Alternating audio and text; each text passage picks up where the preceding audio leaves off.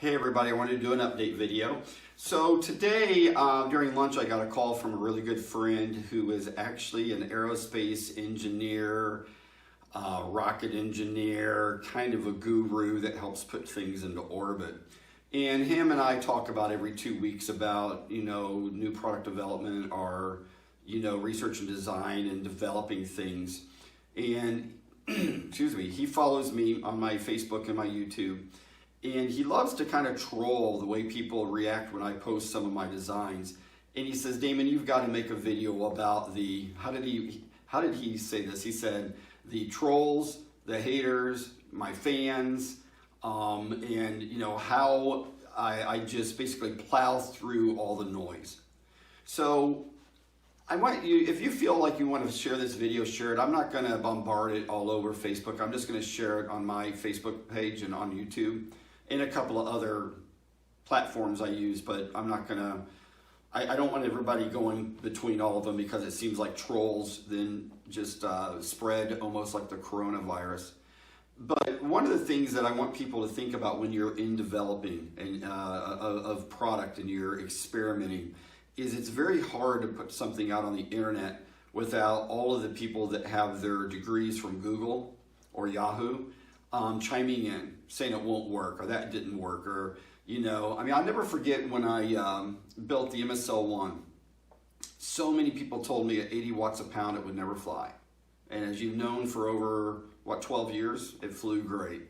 The MSL2, everybody said would be a dog, and we all know the MSL2 is one of the best flying airplanes I've ever designed and built. Now keep in mind, I made those airplanes up in my mind. Those aren't kits. Those aren't built from plans that somebody else drew. Those are my own designs. When I look at the landing gear design on the C-130 or the flap design on the C-130, or I look at the B-36 flaps or the B-36 landing gear, you look at all these things I've developed, there were haters everywhere. There were know-it-alls that say that would never work. And what I normally like to do is, I don't get upset and I don't let it get under my skin. I ask them, well, show me what you've done. Show me your legacy. Show me what you've built with your hands or you've designed in CAD. Show me the risk you've taken at maybe failing. I'm just amazed. It's like no matter where I go, there's like the AMA haters, the people that hate the economy model aeronautics. But then I see thousands that love it and thousands that participate in the really cool things they do. When I design something, the reason I share it is because so many people ask me to share it. They want me to help educate them on diving into doing new and crazy things. So, I'm just doing this really short little video here to try to get everybody to understand, don't be afraid of the Google know-it-alls. Don't be afraid of the person that sees something on the internet and thinks they're an expert and they tell you it's not going to work. Ignore them. You're going to learn. You're either going to succeed or you're going to fail. Either way, you're going to learn. So, I posted my variable speed prop design, and I probably got, 25% of the people out there saying it won't work, while the other 75% were just like, man, that is cool. I can't wait to see you develop it. Now, those are mostly my fans, people that know that I'll take a year to develop something and 90% of the time it works.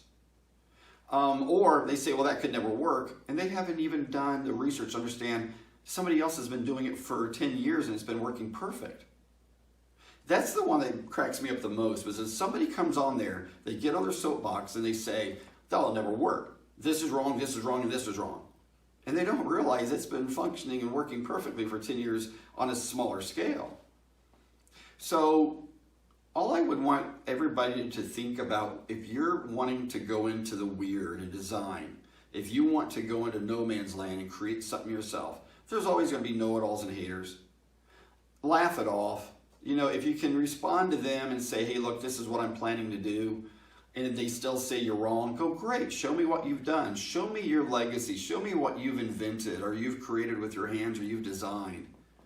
One of the things I realized in designing everything I've done is miniaturizing stuff is a bitch. It is really hard. You can draw something in CAD and not realize you just drew a little pin that's smaller than a 256 threaded bolt. Well, that's really hard to machine. It's impossible. It's not impossible, but when we model aircraft, people are trying to build systems that full-scale planes have. Miniaturizing is really hard, and it's not always scalable. You know, I look at the design of many thrust bearings I've used on my landing gear systems, on the jack screw I use that actuates the landing gear. And if you followed me along, you've seen the Brewster Buffalo landing gear I developed for a pal of mine. You know, those thrust bearings weren't ever going to see more than 300 RPM. So those thrust bearings will last longer than I'll live. But if I'm turning a thrust bearing at 6,000 RPM, that's basically against 2 washers and has nylon 6 supporting it, my guess is about every 4 or 5 hours I'll need to inspect those. But real airplanes have inspections, okay?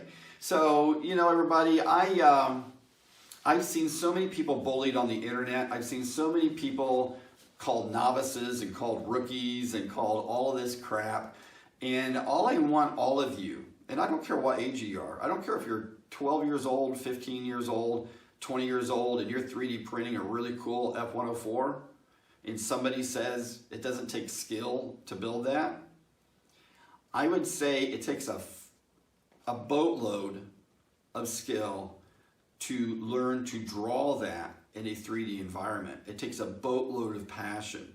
If you've seen my 3D drawings, you know what I'm talking about. You know how much time and passion it takes to learn. People talk about, oh, the days of sanding something into shape are gone. I hate sanding.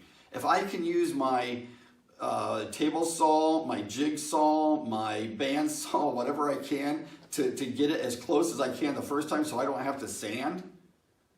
You know, when I developed the carbon fiber propellers, everybody told me they wouldn't work. They work great.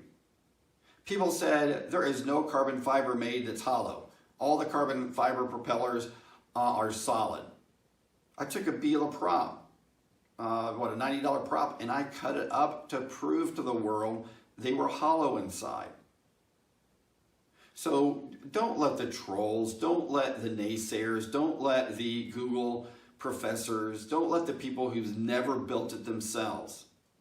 You know, I had a person one time send me an actuator device for a landing gear and said, you should be doing it this way.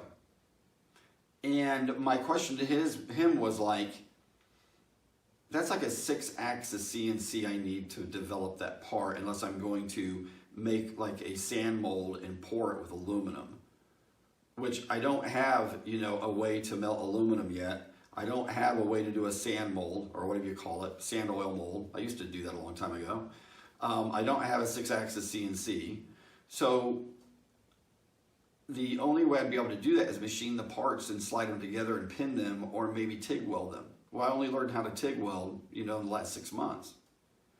So look, I'm gonna wrap this video up. I don't want it to go super long. I just want everybody out there that builds a foam airplane or builds a 3D printed airplane or wants to build a variable speed propeller, just ignore the naysayers, ignore the people who say it won't work, ignore the people. Now, of course, I love to hear input, but there's a borderline in between getting legitimate input from somebody who's designed it, which I absolutely love.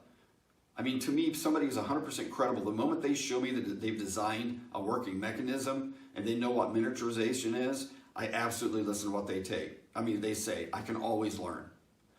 But when somebody says, oh, that's never going to work, you should be doing it like a full-scale airplane, they're irrelevant to me because they've never done it themselves. So look, if you're one of my fans, thanks for watching. If you're watching this on YouTube, please like and subscribe. I'm trying to build up my subscription base. I'm trying to get up to be able to make $10 a month. I'm not kidding. YouTube is just hilarious, people.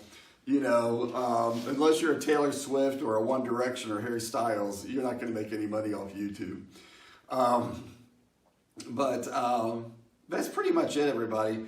If you're one of my fans, I absolutely love all the PMs you send me and all the emails and don't ever think that I'm letting this get under my skin. What gets under my skin is when I do something stupid in design and I wasn't able to foresee that I was going down the wrong path. That gets under my skin. But when somebody says that's a dumb design or that's not going to work, I puff out my chest and I laugh at them with a hearty laugh and realize they have no idea what the heck they're talking about. So rock on, everybody. Thanks for following all my videos. Thanks for all the private messages. Thanks for all the emails.